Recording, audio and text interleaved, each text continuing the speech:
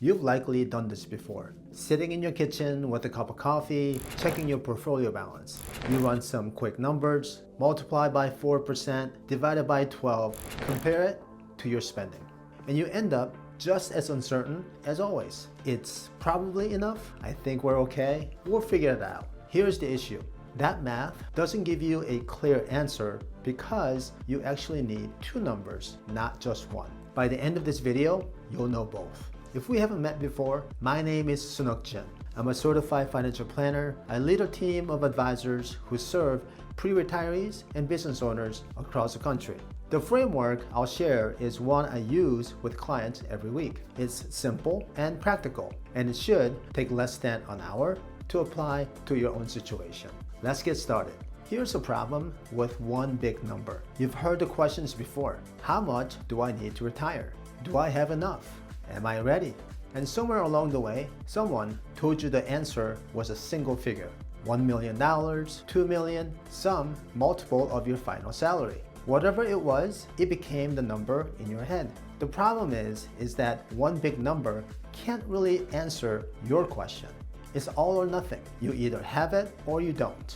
That number changes with the market, so every drop feels like a setback. It doesn't explain what the money is for, only what you have. That's why the math you do at the kitchen table never feels quite right. You keep watching your portfolio go up and down, asking yourself again and again, is that enough? One big number won't answer that question. You need two. Once you know both, the question changes. Let's figure them out together. The first number is your income floor. This is the income that covers your essential expenses in retirement. Housing, food, healthcare, insurance, and transportation. They're the bills you must pay every month, no matter how the market performs. The key phrase there is no matter what the market does, because your income floor is built from sources that don't move with the market. For most couples, that's Social Security. For some, a pension from a former employer. For a few, a small annuity purchased specifically for this purpose. These sources pay you on a set schedule. They don't change with the stock market. Even if the market drops, your Social Security check stays the same. That's why it's called a floor. It's the steady part of your retirement even when other things change. Let me introduce a hypothetical couple as an example. I'll call them David and Susan. They're both 62 years old. They're planning to retire in 3 years when they both turn 65. Their essential monthly expenses are about $5,800. That covers their utilities, groceries, health insurance, auto-related expenses, and everything else they have to pay every month.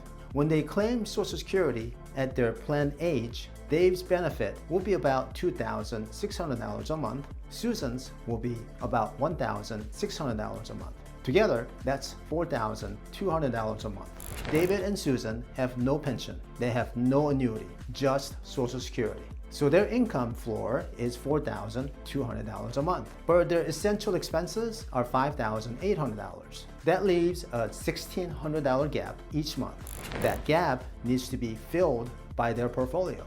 This brings us to the second number. The second number is your flexibility budget. This is what your portfolio needs to cover, and it has two parts.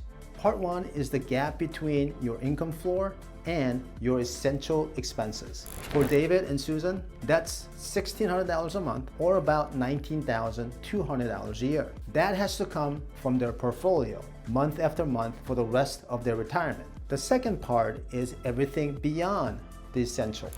Travel, gifts for grandkids, going out to dinners, a future kitchen renovation, or replacing the cart when needed. They're the things that could make retirement more exciting, and they're also funded by your portfolio. The key thing about the flexibility budget is that it can change. In a good year, when the market is up, David and Susan might spend more. Maybe take a bigger trip, buy a nicer car, or help a grandkid with college tuition. In a tough year, when the market is down, they may decide to cut back on a few things or delay what they had planned. The trip might be domestic versus international. The renovation gets pushed back a little, and the new car can wait another year. Since the flexibility budget doesn't cover essentials like groceries, they can reduce it without real hardship.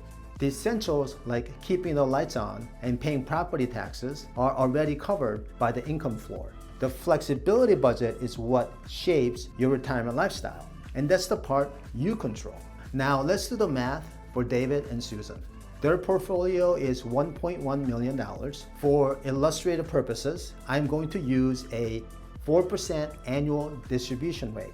That's not a guarantee. The actual sustainable rate depends on how you invest, how long you live, and how the market performs. And keep in mind that the distribution rate is not the same as the growth rate because your investments may gain or even lose year by year. For David and Susan, the first year distribution amount would be $44,000. After subtracting the $19,200 needed to cover their essential gap, they're left with about $24,800 for that year, or roughly $2,000 a month for travel, gifts, and other discretionary spending. With that information, they can decide if that's the retirement they want. A quick note before we continue, everything I'm walking you through today is meant to help you calculate your own two numbers. To make that easier, I put together a free two numbers worksheet that you can download. It walks you through the income floor calculation on one page and the flexibility budget calculation on the next. You end up with both of your numbers side by side on a one sheet. Download it now and start filling it out as we go through the rest of the video. The link is in the description below. Let's keep going. Let's go through how to calculate your own income floor. There are 3 steps. Step number 1 is Social Security. Go to ssa.gov and log into your account. If you don't have one yet, you can create one. Once you're in, you'll see your estimated monthly benefit from age 62 to 70.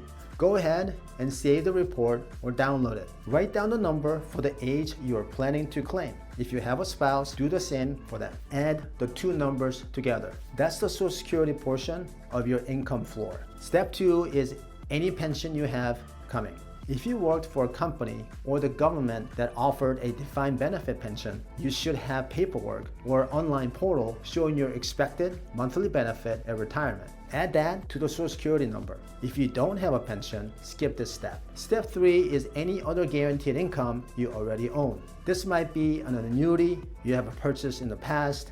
Rental income can also count here, but only if you believe the income is reliable. Add anything else that qualifies to that total. That total, Social Security plus pension plus other reliable income, is your income floor. Now compare this total to your essential expenses, the bills you pay every month like housing, food, healthcare, insurance, and transportation. If you've done a 90-day spending audit, you already have this number. If not, review your last 3 months of bank and credit card statements and add up the essentials. You'll end up with two numbers, your income floor and your essential monthly expenses. If your income floor is higher than your essentials, congratulations. Your essential retirement is fully funded by sources that don't depend on the market. That's a pretty strong position to be in. If your income floor is lower than your essentials, like David and Susan's, you have a gap. Your portfolio needs to cover that gap, which is where the second number comes in. Now, let's go through how to calculate your flexibility budget. There are 3 steps here as well. Step 1 is finding out what your portfolio can produce. This is where I use a hypothetical starting estimate of a 4% distribution rate. For David and Susan, 1.1 million means about $44,000 a year, or $3,700 a month. Step 2 is subtracting that essentials gap. If your income floor doesn't fully cover your essential expenses, you have a monthly gap. Your portfolio has to cover that gap first. David and Susan's gap was $1,600 a month, or $19,200 a year. So of their $44,000 in annual portfolio distribution, $19,200 goes to covering essentials. That leaves them $24,800 for a true flexibility budget. Do the same calculation for yourself. Take your annual portfolio distribution and subtract your annual essentials gap, if any. The remainder is your annual flexibility budget, divided by 12 for your monthly amount. Step 3 is deciding what to do with the flexibility number. For David and Susan, $2,000 a month in flexible spending might mean 2 international trips a year and a modest dining out budget. For someone with a bigger income floor and similar portfolio, it might mean more. For someone with a smaller portfolio, it might mean less. There's no right or wrong number. It's simply what your situation allows. The real question is whether that number supports the retirement you want. If it does, you're ready. If not, at least you know where you stand, and further discussion might be warranted. Before we finish, let me share the 3 most common mistakes I see when people use this framework. First, counting portfolio toward the income floor. This is the most common mistake. Someone will look at their $1 million portfolio and say, well, if I withdraw 4% a year, that's $40,000. So my income floor is $40,000. That's not an income floor. That's a portfolio distribution. Your portfolio changes with the market. If it drops, the 4% you plan to withdraw is now 4% of a smaller number. Your income floor doesn't change. Social Security doesn't move. Pensions don't move, but your investments can. Keep these separate. Second, forgetting about the gap between your income floor and essential expenses. Some people calculate both numbers but overlook that if the floor doesn't cover essentials, the portfolio must fill the gap first. Only what's left after that is your real flexibility budget. Don't skip the step because it could make a bigger difference than you think. Third, treating essential and discretionary spending as the same. I see this often. Clients say that they need $8,000 a month in retirement, but when we break it down, $5,500 is for essentials and $2,500 is for the extras. These are 2 very different numbers. The $5,500 must be reliable, while the $2,500 can change. If you treat them the same, every market dip feels like a threat to your groceries. But if you separate them, only the discretionary part is affected by market changes, and the part you control. Let's bring it all together. One big number can't answer your real question. Instead, you need 2 numbers. Number 1 is your income floor, the income that covers your essential expenses from sources that don't move with the market. Social Security, pensions, and any other guaranteed income you own. The second number is your flexibility budget, what your portfolio needs to cover. This includes any gap between your income floor and essentials, plus all discretionary spending. To calculate your income floor, add your expected Social Security, pension, and any other guaranteed income. For your flexibility budget, use 4% of your portfolio as a starting point. Then subtract the essentials gap if needed. The remainder is your annual flexibility spending. For David and Susan, with $1.1 million and a $4,200 income floor, that worked out to about $2,000 a month. Your numbers will be different, and that's the point. Once you have your 2 numbers, the question shifts. Instead of asking, is it enough? You start asking, is this the retirement I want? That's a question you can answer. I'll leave you with 2 things. First, if you want to work through your own 2 numbers, the free 2 numbers worksheet is in the description below. It's a PDF document you can print when you're done.